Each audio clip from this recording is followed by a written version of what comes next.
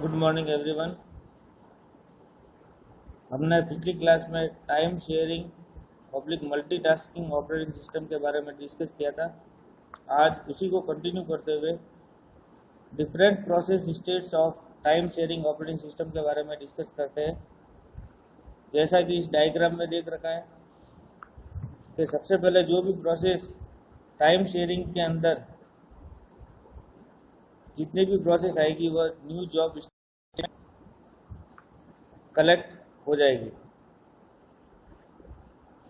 और उसका एक सीक्वेंस मेंटेन किया जाता है।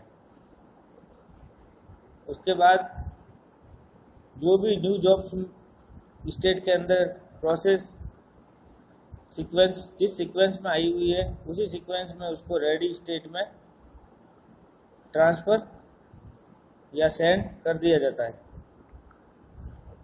अब रेडी स्टेट के बाद टाइम शेयरिंग ऑपरेटिंग सिस्टम द्वारा पर्टिकुलर या ईच जॉब को एक टाइम एलोकेट किया जाता है एग्जीक्यूशन के लिए।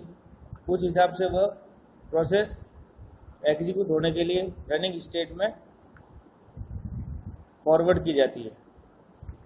अगर प्रोसेस पर्टिकुलर एलोकेटेड टाइम में उस प्रोसेस का काम कंप्लीट हो जाता है या वो प्रोसेस कंप्लीट हो जाती है तो वह जॉब कंप्लीटेड स्टेट में फॉरवर्ड कर दी जाएगी।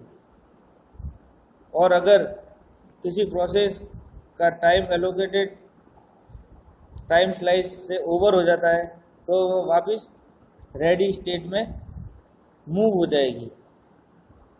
और अदर कंडीशन में यदि प्रोसेस किसी इनपुट आउटपुट ऑपरेशन को परफॉर्म करना चाहती है तो वह प्रोसेस वेटिंग स्टेट में फॉरवर्ड हो जाएगी और जब तक उसका इनपुट आउटपुट ऑपरेशन कंप्लीट नहीं हो जाता जब तक वह वेटिंग स्टेट में रहेगी। और जैसे ही उसका इनपुट आउटपुट ऑपरेशन कंप्लीट हो जाता है तो वह वापस रेडी स्टेट में एग्जीक्यूट होने के लिए चली जाएगी। इसी को हम पूरा एक्सप्लेन करके देखते हैं। First, new job state. Multitasking operating system या टाइम शेयरिंग ऑपरेटिंग सिस्टम का फर्स्ट स्टेज न्यू जॉब है जिसमें फ्यूचर में होने वाले ऑल प्रोसेसिंग न्यू जॉब में स्टोर रहती है। Second, ready state. New job state से जॉब रेडी स्टेट के पास पहुंचते हैं और सभी जॉब्स रेडी क्यू में लग जाते हैं और जॉब्स को उसी क्यू में एग्जीक्यूट के लिए रनिंग स्टेट में ट्रांसफ़र किया जाता है। रनिंग स्टेट के बाद जब टाइम स्लाइस ओवर हो जाता है तो जॉब अगेन रेडी क्यू में ट्रांसफ़र कर दी जाती है। Running state. रेडी स्टेट से पर्टिकुलर सीक्वेंस में जॉब रनिंग स्टेट के पास पहुंचते हैं। पर्टिकुलर टाइम स्लाइस तक जॉब सीपीयू से अटैच रहता है और प्रोसेसिंग चलती रहती है। यदि उस टाइम पीरियड में वह कंप्लीट हो जाता है तो उस जॉब को जॉब कंप्लीटेड स्टेट में ट्रांसफ़र कर दिया जाता है। और यदि जॉब या प्रोसेस का एग्जीक्यूशन होते हैं टाइम या टाइम स्लाइस ओवर हो जाता है तो वह जॉब अगेन रेडी क्यू में प्लेस कर दिए जाते हैं।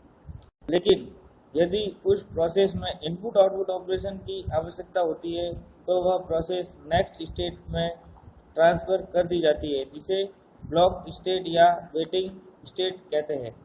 और यदि इनपुट आउटपुट ऑपरेशन की आवश्यकता नहीं है तो जॉब एग्जीक्यूशन कंप्लीट हो जाता है।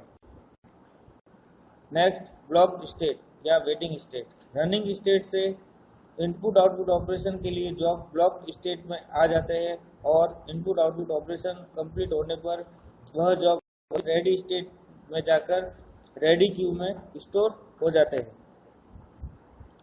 Last, job completed state. Running state के बाद जॉब कंप्लीट हो जाता है तो वह जॉब कंप्लीटेड स्टेट में ट्रांसफ़र कर दिया जाता है। अब हम नेक्स्ट क्लास में requirement of time sharing operating system के बारे में डिस्कस करेंगे। Thank you.